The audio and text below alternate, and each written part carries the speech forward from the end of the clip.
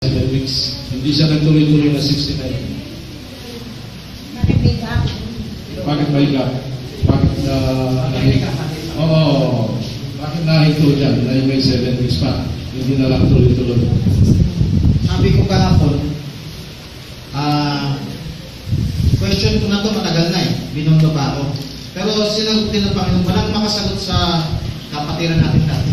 Lahat tinatanong ko, hinaharap pa nga kay Jackson. Si Jackson din wala Binabasa ko lahat ng content hinahanap yung maliwanag na yan. Ngayon, lumiwanag lang sa akin by history, dun sa Bible, yung 400 silent years, na sinasabi ng scholars, silent years,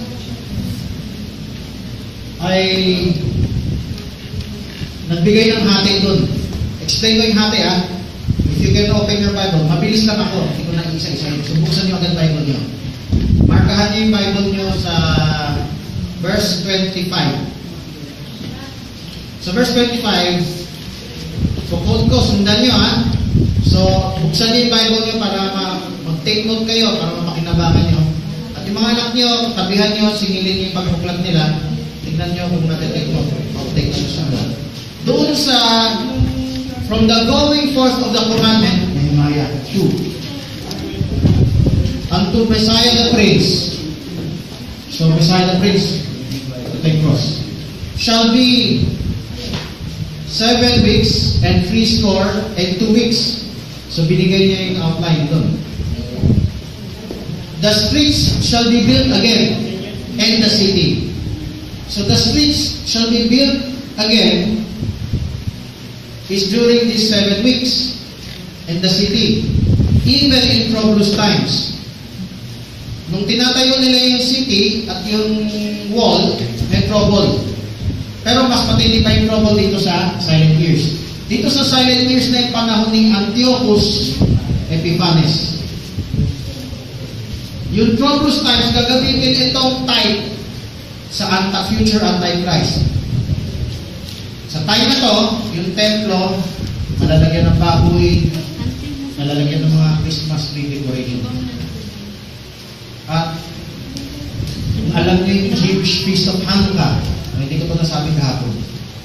Yung Jewish Feast of Hanukkah, may project ko sa akin, flashing na naman. Yung Hanukkah, na sineselebrate ng Hudyo, ay nalinis nila yung temple. At sineselebrate yan December 25. Bakit? Kasi parang sinampal ng Diyos yung Babylonian, yung birthday ni Tammuz, December 25. Kasi parang yan ang birthday ni Jupiter, yung birthday ng mga pagano. Sinasabi lang birthday ni Kristo, pero birthday ng mga pagano yan. So, ang tunay na birthday, yung physical birthday ni Kristo ay fall, somewhere sa Taglagas. Ang spiritual birthday, ultimate birthday ni Kristo in the image of God is Passover. Unleavened bread, first fruit. At ito ngayon para natin. Ito dapat ginaganap natin na sa bahay-bahay. So, yung troublous times, mas malalim yan. Ikwento ko sa inyo gano'ng katindi yung persecution sa Israel. Pag pinatuli mo yung anak mo, according to the law, papatay ng anak mo. Kung marami kang anak, gagawing kwentas, isasabi sa liig mo yung mga patay mong anak. Ganun katindi. Maraming pang ibang ginawang persecution si Antiochus Epiphanes. Itong Epiphanes dito galing yung Santang Epiphany. Sino nakarinig ng Santang Epiphany? Taas kamay. Epiphany. Ito yung Christmas, ganyan. Yung ibang tao magsabi, I had an epiphany, pero I had a logos. Sabi ng mga, I had a rhema. Parang mayroon siya na-realize. Epiphania is part of rhema, logos. Epiphania is part of parang God's word. Epiphanes dito parang siya Diyos siya Theophany. Yan yung Epiphanes dito. Antiochus, parang God manifested in the flesh. Yan yung naging title niya. So yung city of Antioch, galing sa kanya, Antioch. Okay, so yan ay troublous times. So yung troublous times ay nasa silent years. Prophecy ng Daniel chapter 8, Daniel chapter 11. chapter din yan, yung 10 and 11. Yung buong chapter na yan. Yes, kasi ibibigyan ko yung background. So Daniel 8, take note lang kayo, basahin ko sa bahay ha, kasi hindi ko maisa-isa yan. Kasi malaking oras ang kakainin. Merong tupa o cordero. Ano yung tawag ko sa lalaking tupa? Cordero? Ram. Yan ang nakalagay sa King James. Kalaban niya, goat. Inaalala ko pa yung contender ni Jackson, ang drawing ng ram, ganyan ang tunay. No? Tapos yung goat naman, patulis ang sungay. Kung sa drawing sa contender ni Jackson, sinaksak ng goat yung ram, patay ang ram. At yung goat horn na yan, nag-split into 4, sabi sa chapter 8. And one of the horns nag-extend into the promised land, sa drawing ng contender. Ang ganda ng drawing sa contender na lumapa si Sir Jackson. So, yan ang Daniel 8. Yung Daniel 10, parang yung bugbugan ng mga angel eh. Nung dumating yung prophecy. Daniel 11, sabi ng detalye yung nangyari kay Antiochus. Si Antiochus yung north. So, summarize kasi nyo. Pero pakinabang nito ay basahin nyo sa bahay. Ha?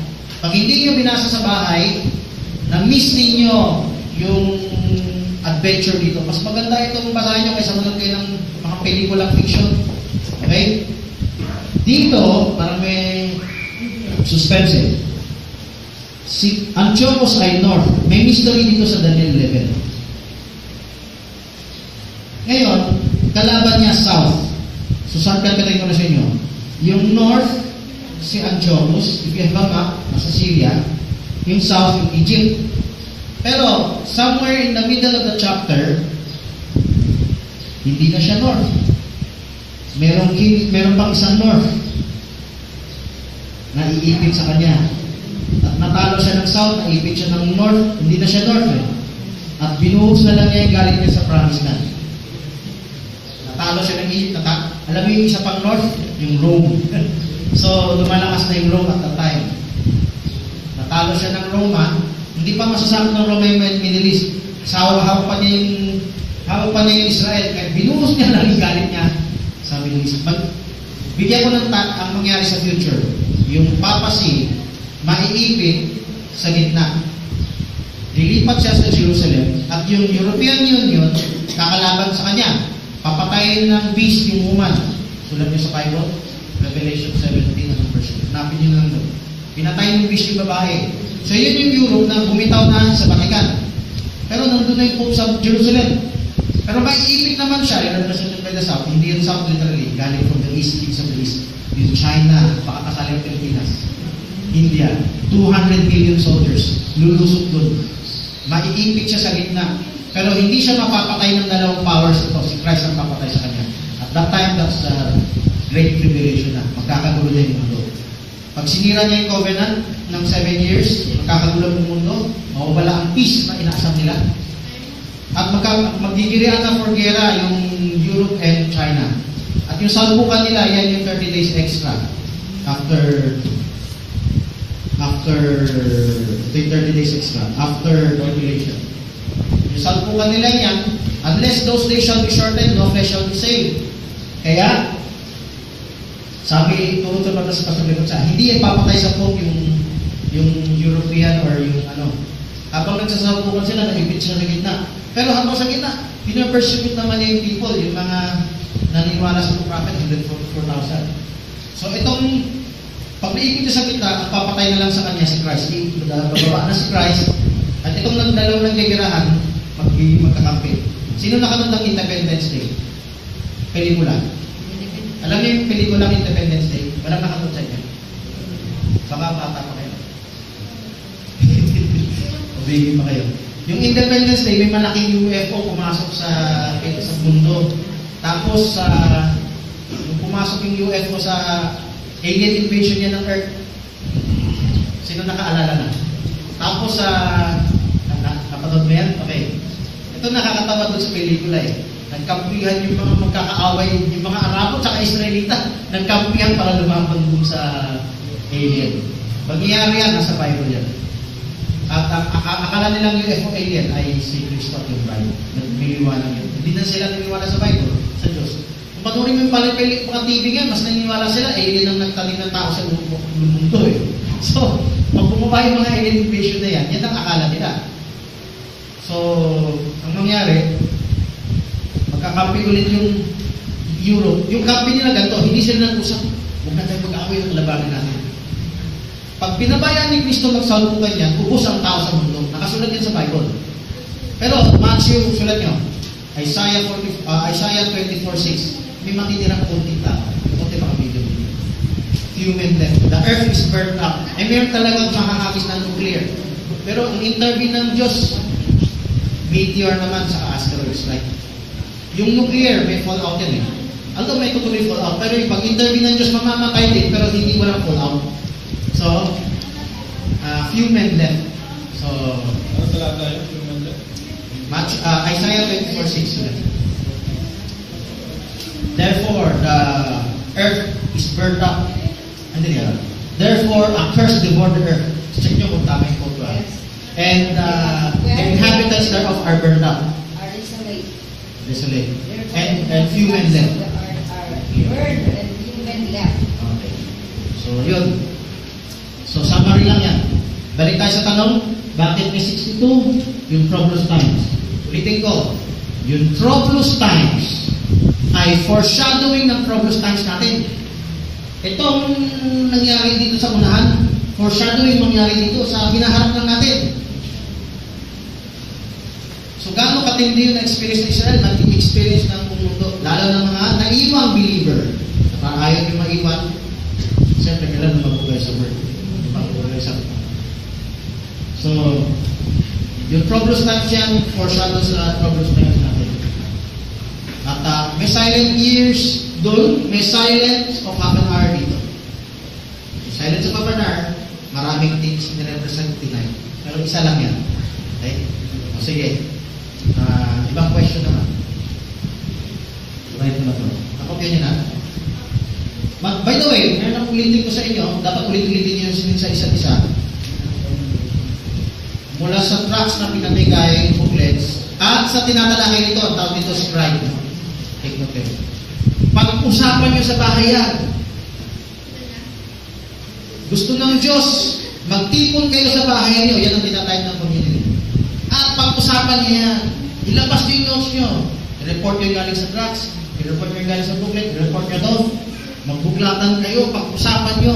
Yan ang tamang family time. Hindi yung telenovela. Minsan, nagsama-sama yung pamilya ng telenovela. Minsan, magpunta sa mall, Jollibee, mga ganyan. Pero ito dapat, pag-usapan nyo. Okay? At, yung excitement ng puso nyo, mapunta na. Ang daming pahayag ng Diyos. Kasi sinasabi nyo, oras sa ibang bagay. Yan ang excitement nyo. Yan ang excitement nyo. Ito ang excitement nyo. Huwag nyo ituring na ngayon lang, kasi uwi na, wala na.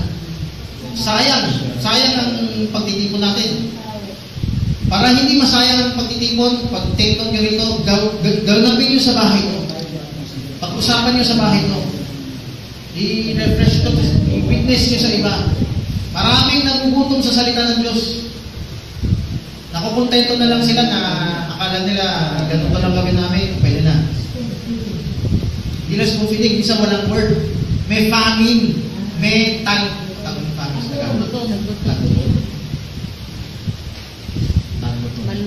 tagsalat. May tagsalat sa salita ng Diyos. Andiyan lang yan, available yan, no? Kailangan lang maging salat sa word. Ang maririnig nyo lang, encouragement. Okay. So let's, other topics, other point. Buburay mo na. Nakopya niya? Sino nakakopya na sa amen? Pwede na burahin. Dali lang daw. Post nyo sa Facebook, pag-usapan ng ibang tao.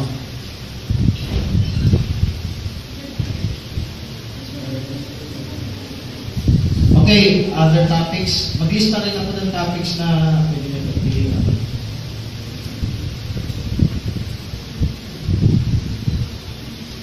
Okay. Specific question. May nag-suggest ng Berean. Pero kayo magsabi kung gusto nyo, ayaw nyo. Tapos, 5-4.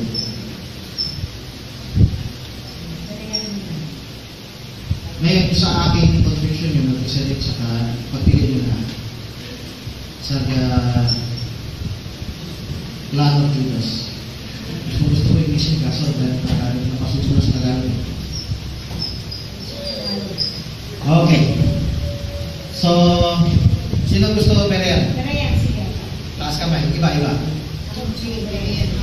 Isa, dalawa, Berean tatlo, spirit. apat, Berean spirit. Okay. Para manatili sa kanilang Berean. Sige talaga ito. Nag-isa may taas kamay. Isa. Right, sir. Plan of Judas. Isa. Mamaya yan. Dito lang tayo. Okay. Uy, mapalagsan ko. Sige. Pwede ko naman na i-shortcut ko eh. Pero sa abot ng makakaya natin. No? Sino yung nakarinig na ng salitang Berean? Taas kamay. Positive ba yung narinig yun? Negative? Positive. Kanino? Ay, Meron bang nakarinig ng negative sa Berean? Sino nakarinig ng negative? Taas lang kami. Survey lang kami. Wala. Ako may binigay ng version ng iba. Walang nakarinig ng negative sa Berean. Tandoy. Isa lang. Wala na. Okay. Si Joy daw sa Ako YouTube. magsasabi ng negative muna sa Berean kasi Brother Matthew, makarinig ko kasi sa negative ng Berean. Ginagawa ko daw doktrina ng Berean. Doktrina nga ba ang Berean? o sige, by the way, gusto ko i-quote ang isang paliwanag ng isang apostoles doon sa Berean. At yung paliwanag niya, halos pareho rin sa paliwanag ng iba. Merong mas malalang paliwanag, yung pamali, yung is-represent sa akin. At merong mas maganda. Si Dodong, si Bongwon, at iba pa, yung mga nagtutuloy sa akin na dating tinuruan. O yung mga hindi ako na masyado nakikilala na ibang end time. Yung hindi magandang misrepresent talaga sa Berean, kahit sa Facebook, taga-Berea ka ba? Hindi ka Pilipino? Ito sabi sa akin sa Facebook. Taga-Berea ka ba? Ibig sabihin. Ito. So, minimisunderstood ako eh. Pag sinabi kong Berea, akala niya, hindi ako taga-Pilipinas. Yan, magpamuya yan kasi hindi ko mahilayan itong tao, di ba? Ano to? Ngayon, yung medyo maganda-ganda konti na narinig ko sa isang apostoles ito. Hindi naman masama yan, pero hindi kailangan ng lahat ng tao ganyan. Sabi ng isang apostoles, magiging Berean is noble characteristic lang. Yung parang noble character ng isang sa taga-isang lugar lang. Kunwari, ang Thessalonica, mapagbigay. Ang Macedonia, ganyan, mapagtiis. Dito, mapagsaliksik. An example niya, nakabigay pa ito. Yung pagiging mapagsaliksik wala sa noble yun eh. Nasa wise. Wise Berean. Marami yan sa Bible. Wise Berean. Ang gusto ko lang sabihin, yung paliwanag ng iba, ito yung pinakamagandang paliwanag na medyo hindi ako inuyang. Yan ay isang karakteristik ng isang tao sa isang lugar.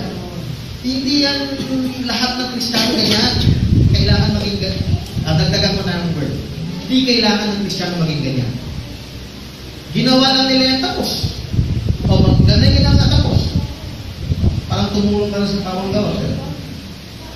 Okay.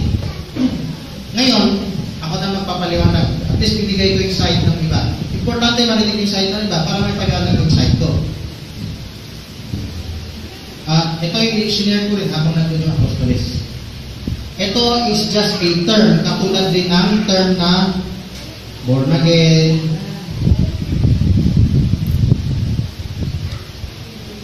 obedience, or obeying,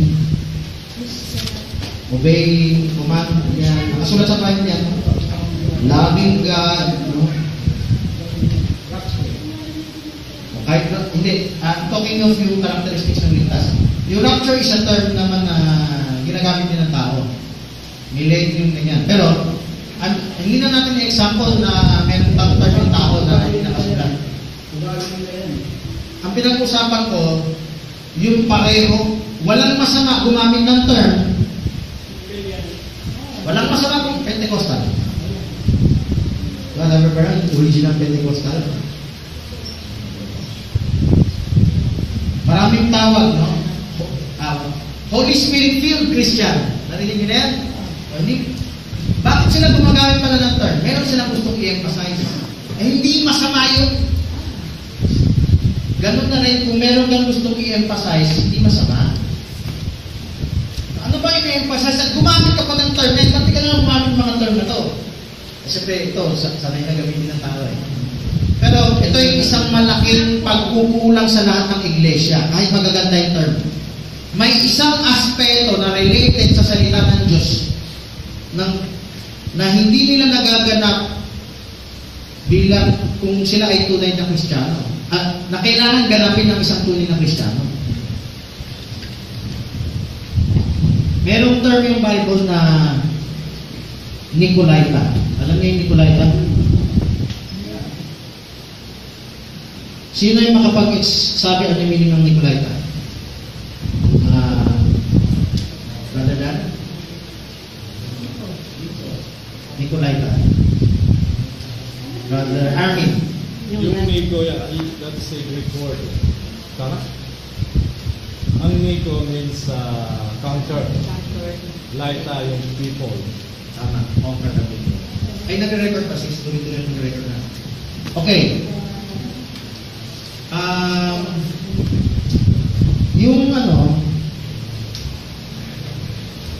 Yung conquer the people, yan yung nangyari sa churches today. At nangyari tayo sa time ni Christ. Even before Christ, even the Old Testament. Yung sa Old Testament, syempre, you have to choose between God and wala ka pa ng Bible eh. Prophecy pakikinggan mo eh. Pero dito, meron ng Bible. Sa time ni Christ, may Bible na, yung Old Testament. Mapapansin nyo, ayaw nila tignan yung ebidensya ni Christ. Let's open one scripture. John chapter 5, verse 39. Sabi si John chapter 5, verse 39, search the scriptures, for in them you think you have eternal life, and you will not come to me. No? Ayaw nila maniwala kay Christ, pero binibigay ni Christ yung credentials niya. Ang credentials niya, but you don't take my word for it. Meron akong backup. Tapos, ayaw nila tignan. By the way, gusto ko i-quote yung sinabi ng isa kong akay na habang nung pinakausapan niya ako. Sabi nung isa kong akay dati na nag-reto ko sa Apostoles.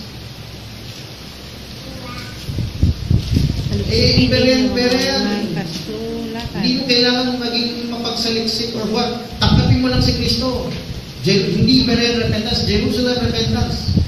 Tapos kinuha yung John 5:39, binago niya. Nilagay niya ng ye. Search the scriptures. Bakit niya nilagay ng ye? Kaya nilagyan ni Brother Joseph ng ye kasi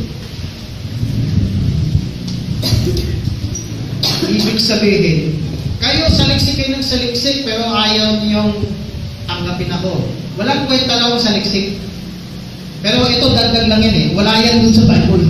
Hindi yan ang nakasulat. Meron lang nag-share sa kanyang isang mayamang Chinese na mali yun paging magsaliksik ng ganyan. Kaya tangkapin mo lang si Kristo. Ganyan.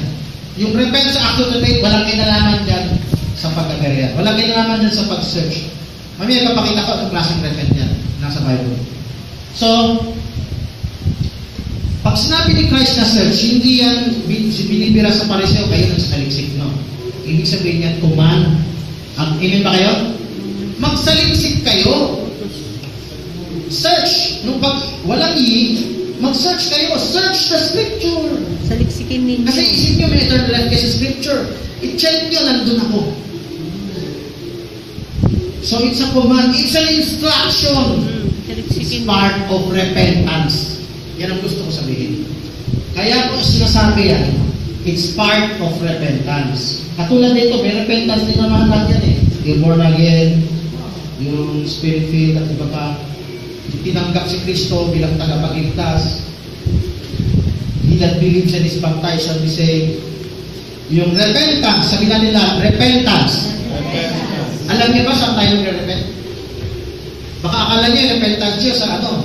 Pagiging lasenggo, sinungaling, magnanakaw. Yun, sabi pa na bunga ng kasalanan. Yung ugat ng kasalanan is unbelief.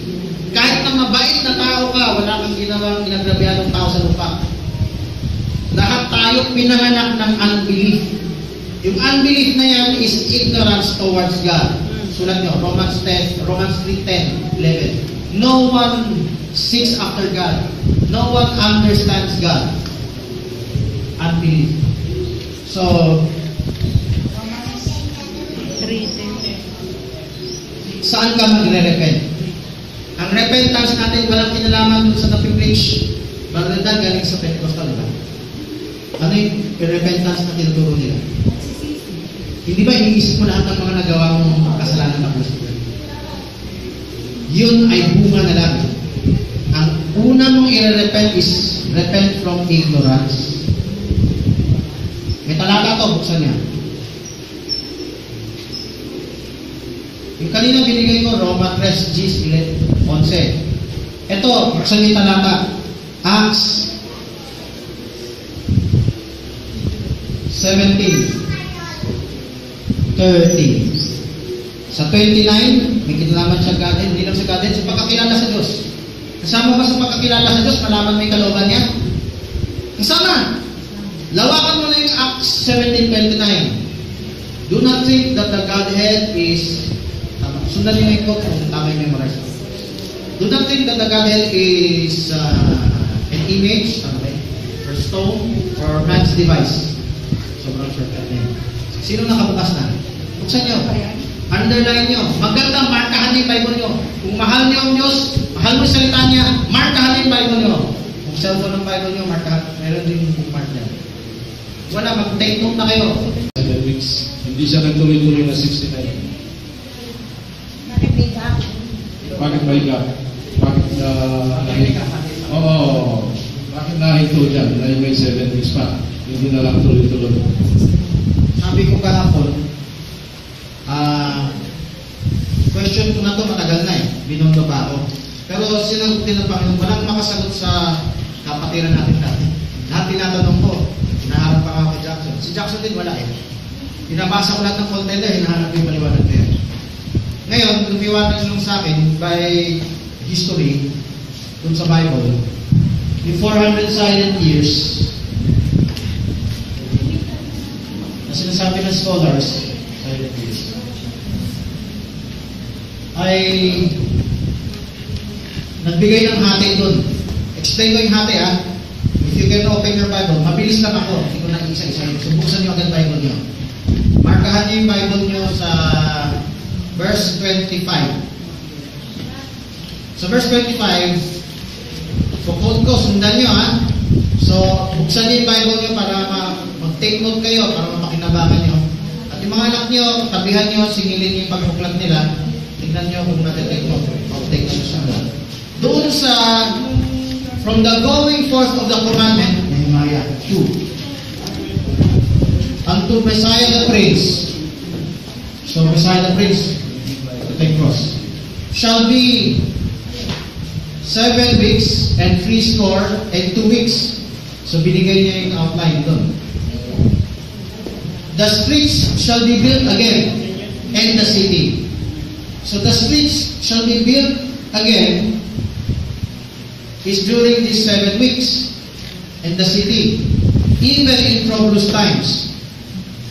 Nung tinatayo nila yung city at yung wall, may trouble. Pero mas matindi pa yung trouble dito sa silent years. Dito sa silent years na yung panahon ni Antiochus Epiphanes. Yung troublous times, gagamitin itong type sa future Antichrist. Sa time na to, yung templo, malalagyan ng baboy, malalagyan ng mga Christmas tree decoration. At Alam niyo yung Jewish Feast of Hanukkah. Hindi ko ito nasabi kahapon. Yung Jewish Feast of Hanukkah, ay kung may project ko, sana may flashing na naman. Yung Hanukkah, na sineselebrate ng Hudyo, ay nalinis nila yung temple. At sineselebrate yan December 25. Bakit? Kasi parang sinampal ng Diyos yung Babylonian, yung birthday ni Tammuz, December 25. Kasi parang yan ang birthday ni Jupiter, yung birthday ng mga pagano. Sinasabi lang birthday ni Cristo, pero birthday ng mga pagano yan. So, ang tunay na birthday yung physical birthday ni Cristo ay fall, somewhere sa Taglagas. Ang spiritual birthday, ultimate birthday ni Cristo in the image of God is Passover. Unleavened bread, first fruit. At ito ngayon para natin. Ito dapat ginaganap natin na sa bahay-bahay. So, yung troubles times mas malalim yan. Ikwento ko sa inyo gano'ng katindi yung persecution sa Israel. Pag pinatuli mo yung anak mo, according to the law, papatay ng anak mo. Kung marami kang anak, gagawin kwentas, isasabi sa liig mo yung mga patay mong baby anak. Ganun katindi. Maraming pang ibang ginawang persecution si Antiochus Epiphanes. Itong Epiphanes dito galing yung Santang Epiphany. Sino nakarinig ng Santang Epiphany? Taas kamay. Epiphany. Ito yung Christmas, ganyan. Yung ibang tao, sabi, I had an epiphany, pero I had a logos. Sabi ng mga I had a rhema. Parang mayroon siya na-realize. Epiphania is part of rhema, logos. Epiphania is part of parang God's word. Epiphanes dito parang siya yung Diyos eh. Siya yung theophany. Yan yung Epiphanes dito. Antiochus. Parang God manifested in the flesh. Yan yung naging title niya. So yung city of Antioch, galing sa kanya. Antioch. Okay, so yan ay troublous times. So yung troublous times ay nasa silent years. Prophecy ng Daniel chapter 8, Daniel chapter 11. Chapter din yan, yung 10 and 11. Yung buong chapter na yan. Yes, kasi ibibigyan ko yung background. So Daniel 8, take note lang kayo, basahin kayo sa bahay ha? Kasi hindi ko maisa-isa yan. Kasi malaking oras ang kakainin. Merong tupa, cordero. Ano yung tawag ko sa lalaking tupa? Cordero. Ram. Yan ang nakalagay sa King James. Kalaban niya, goat.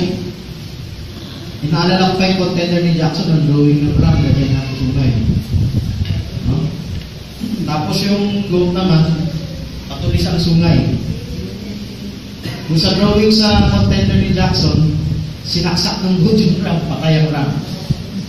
At yung goat horn na yan, nag-split into 4, sabi sa chapter 8. And one of the horns nag-extend into the promised land, sa drawing ng contender.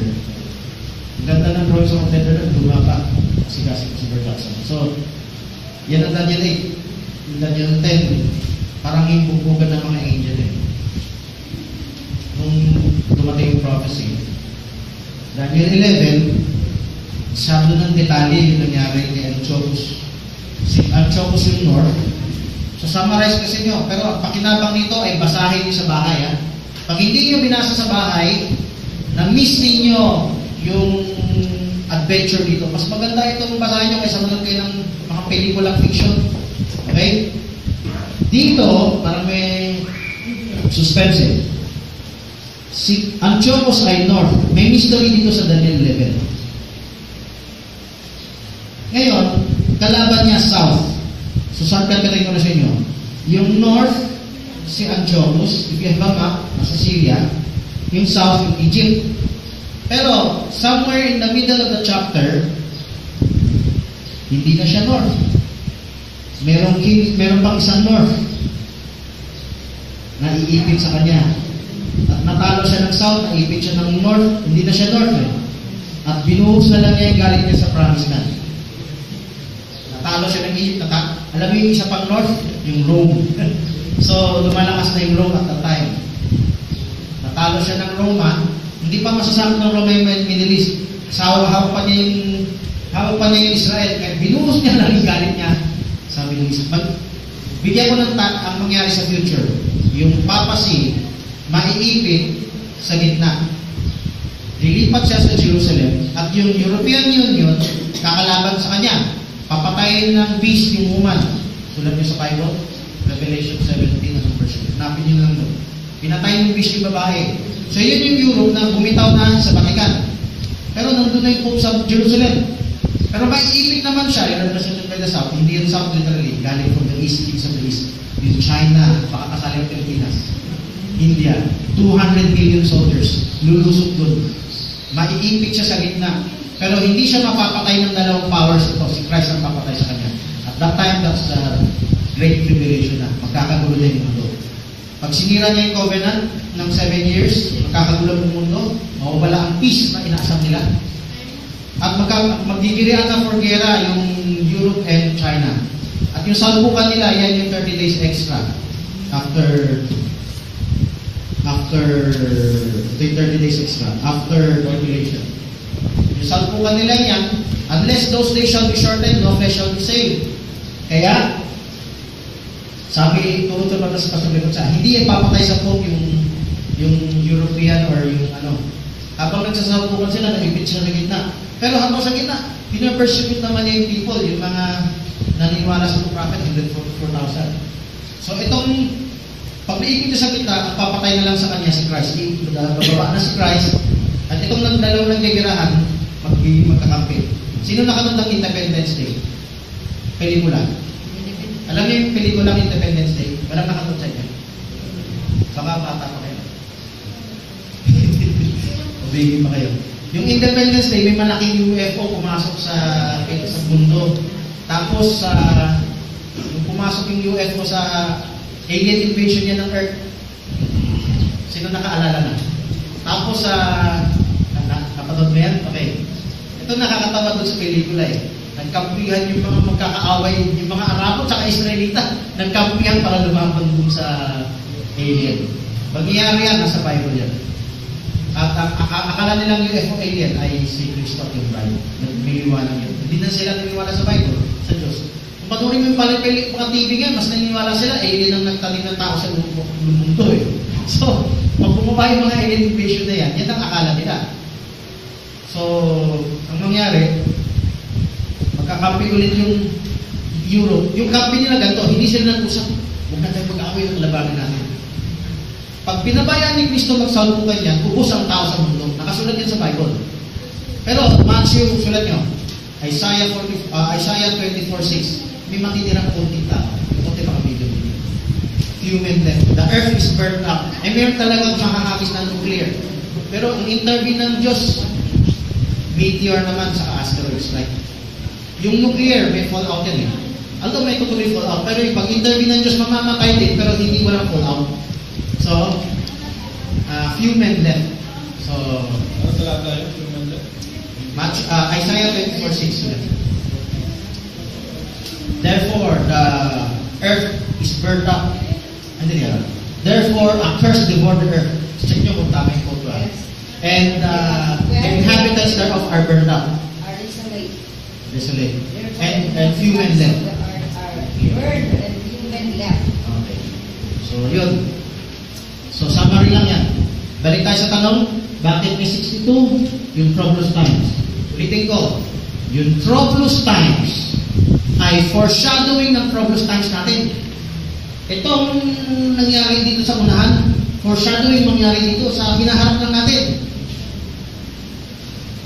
So, gaano katindi yung experience ng Israel, nag-experience ng mundo, lalo ng mga naiwang believer. Parang ayaw yung maiwan, siyempre, kailan na magbugay sa word. So, yung troublous times yan, foreshadow sa troublous times natin. At may silent years doon, may silence of half an hour dito. Silence of half an hour, maraming things nirepresent tonight. Pero isa lang yan. Okay? O sige. Ibang question naman. Right na to. Nakopya nyo na. By the way, meron akong ulitin ko sa inyo, dapat ulit-ulitin nyo sa isa't isa.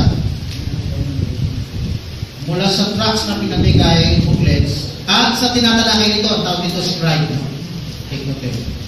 Pag-usapan nyo sa bahay yan. Gusto ng Diyos, magtipon kayo sa bahay nyo. Yan ang tinatayag ng community. At pag-usapan nyo yan. Ilabas nyo yung notes nyo. I-report nyo galing sa tracts. I-report nyo galing sa booklet. I-report nyo doon. Magbuklatan kayo. Pag-usapan nyo. Yan ang tamang family time. Hindi yung telenovela. Minsan nagsama-sama yung pamilya ng telenovela. Minsan magpunta sa mall, Jollibee, mga ganyan. Pero ito dapat pag-usapan nyo. Okay? At yung excitement ng puso nyo mapunta na ang daming pahayag ng Diyos. Kasi sinasabi nyo ang orasyon sa ibang bagay. Yan ang excitement nyo. Yan ang excitement nyo. Ito ang excitement nyo. Huwag nyo ituring na ngayon lang kasi uwi na, wala na. Sayang. Sayang ang pagtitipon natin. Para hindi masayang ang pagtitipon, pag-take nyo rito, gawin nyo sa bahay nyo. Pag-usapan nyo sa bahay nyo. I-refresh nyo, i-witness nyo sa iba. Maraming nagugutom sa salita ng Diyos. Nakukontento na lang sila na akala nila ganito pa lang gawin namin, pwede na. Hindi na sumufinig, isa walang word. May famine, may famine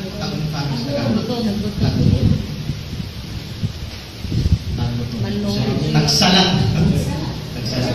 May tagsalat sa salita ng Diyos. Andiyan lang yan, available yan, no? Kailangan na pag mo. Salat sa word. Ang maririnig nyo lang, encouragement. Okay.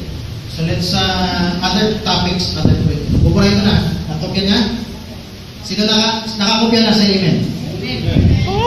Pwede na burahin. Dali lang daw. Post ko sa Facebook, pag-usapan ng ibang tao.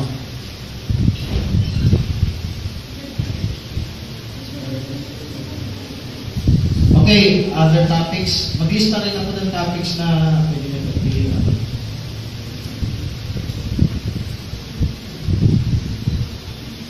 Okay. Specific question. May nag-suggest ng Berean. Pero kayo magsabi kung gusto nyo, ayaw nyo.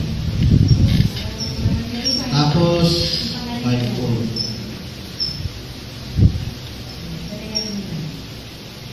May sa aking conviction yung nag-select saka pagpili nyo na sa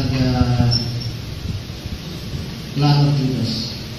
Gusto ko yung isip kaso dahil napasusunod sa Tagalog. Okay. So, sino gusto Berean? Berean, sige. Taas kamay. Iba. Sige, Berean. Isa, dalawa, May Berean tatlo, spirit. apat, Berean spirit. Okay. Para manatili sa kanilang baraw yan. Sige talaga ito. Nag-isa na taas kamay. Isa. Right, sir? Plan of Judas. Isa. Mamaya yan. Dito lang tayo. Okay.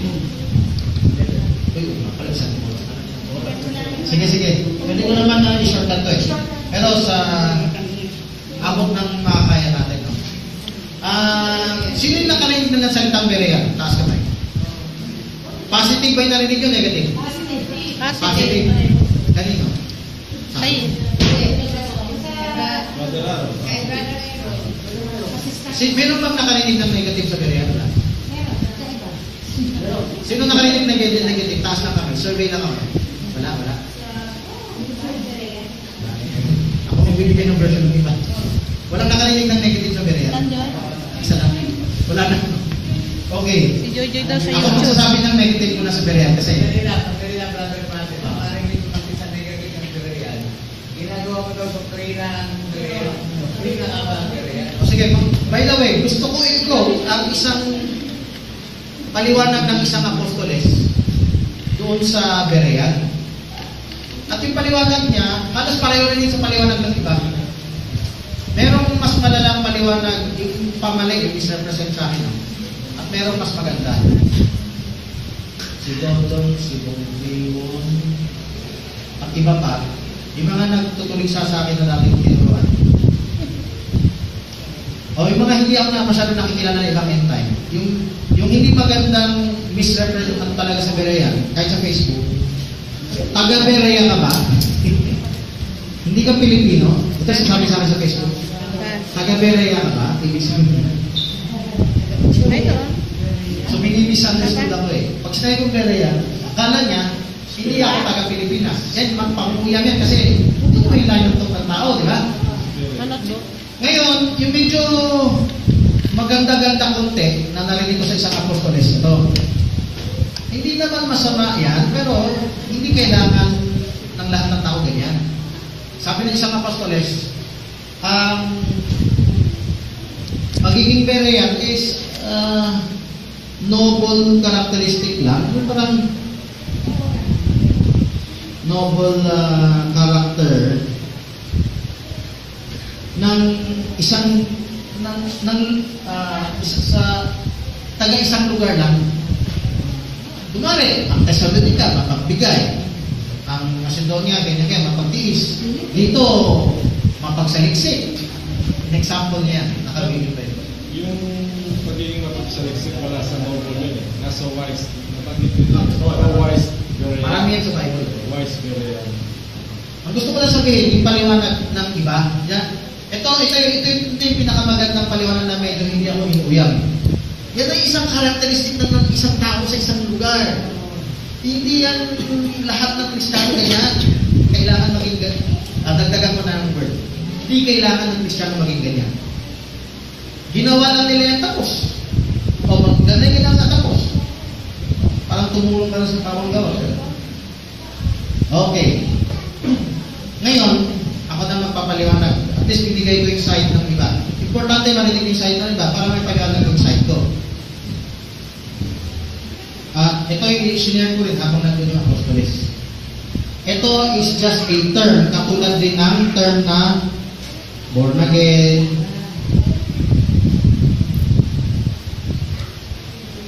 obedience, or obeying, command, yan. Nakasulat sa Bible yan. Loving God, no? Kahit, hindi, talking of yung characteristics ng ligtas. Yung rapture is a term naman na ginagamit din ng tao. Milate yung ganyan. Pero, hindi na natin yung example na meron term yung tao na hindi nakasulat. Ang pinag-usapan ko, yung pareho, walang masama gumamit ng term. Walang masama kung Pentecostal. Wala ba original Pentecostal? Maraming tawag, no? Holy Spirit filled Christian. Narinig niyo na yan? Bakit sila gumagamit pala ng term? Meron silang gustong i-emphasize. Hindi masama yun. Ganun na rin, kung meron kang gustong i-emphasize, hindi masama. Ano ba yung i-emphasize? At gumamit ka pa ng term. Ba't ka na gumamit ng mga term na to? Siyempre, ito, sanay na gamitin ng tao eh. Pero ito yung isang malaking pagkukulang sa lahat ng iglesia. Kahit magaganda yung term. May isang aspeto na related sa salita ng Diyos na hindi nila nagaganap bilang kung sila ay tunay na Kristiyano. At na kailangan ganapin ng isang tunay na Kristiyano. Merong term yung Bible na Nicolaita. Alam niyo yung Nicolaita? Sino yung makapag-sabi ano yung meaning ng Nicolaita? Brother Dan? Nicolaita. Brother Armin. Yung Nico, that's a Greek word. Tama? Ang Nico means conquer. Laita yung people. Tama. Conquer the people. Ay, nag-record pa. 6 tuloy-tuloy nag-record na. Okay.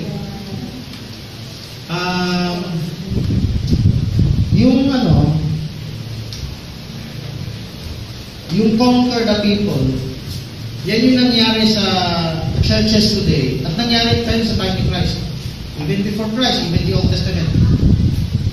Yung sa Old Testament, syempre, you have to choose between God and wala ka pa ng Bible eh. Prophecy, pakikinggan mo eh. Pero dito, meron ng Bible. Sa time ni Christ, may Bible na, yung Old Testament. Mapapansin nyo, ayaw nila tignan yung ebidensya ni Christ. Let's open one scripture. John chapter 5, verse 39. Sabi sa John chapter 5, verse 39,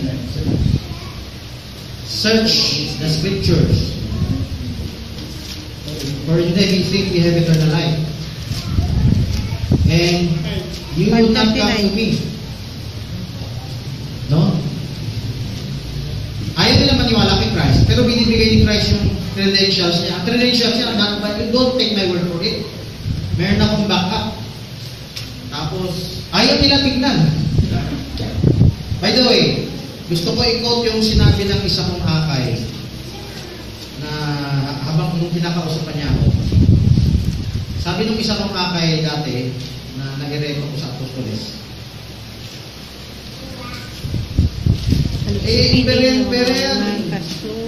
Hindi mo kailangan maging mapagsaliksik or what. Tanggapin mo lang si Kristo. Hindi Berean repentance, Jerusalem repentance. Tapos pinugin John 5:39, binago niya. Nilagay niya ng ye. Search the scriptures. Bakit niya nilagay ng ye? Kaya nilagyan ni Bar Joseph ng ye kasi ibig sabihin, kayo saliksik kayo ng saliksik pero ayaw niyong tanggapin ako. Walang kwenta lang sa saliksik. Pero ito, dagdag lang yan eh. Wala yan dun sa Bible. Hindi yan ang nakasulat. Meron lang nagsishare sa kanyang isang mayamang Chinese na mali yun pagiging magsaliksik ng ganyan. Kaya tanggapin mo lang si Kristo. Ayan. Yung repent sa action na faith, walang kinalaman dyan sa pagkagariya. Walang kinalaman dyan sa pag-search. Mamaya kapakita ko ang klaseng repent yan. Nasa Bible. So, pag sinabi ni Christ na search, hindi yan binibira sa pariseo, kayo nagsaliksik, no? Ibig sabihin yan, command. Amen ba kayo? Magsaliksik kayo. Search. Nung pag walang mag-search kayo. Search the scripture. Saliksikin ninyo. Kasi isip nyo, may eternal life kasi scripture. I-check nyo, nandun ako. So it's a command. It's an instruction. It's part of repentance. Yan ang gusto ko sabihin. Kaya ko sinasabi yan, it's part of repentance. Katulad nito, may repentance din naman lang yan eh. Yung born again, yung spirit filled at iba pa. Tinanggap si Kristo bilang tagapagligtas. He that believes and is baptized shall be saved. Yung repentance, sabi na nila, repentance. Alam niyo ba saan tayo nagre-repent? Baka akala niyo repentance siya sa ano? Pagiging lasenggo. Sinungaling, magnanakaw. Yun, sabi ni Bernard, bunga ng kasalanan. Yung ugat ng kasalanan is unbelief. Kahit na mabait na tao ka, wala kang ginawang inagrabyado ng tao sa lupa. Lahat tayo pinanganak ng unbelief. Yung unbelief na yan is ignorance towards God. Sulat nyo, Romans 3:10-11. No one seeks after God. No one understands God. Unbelief. So,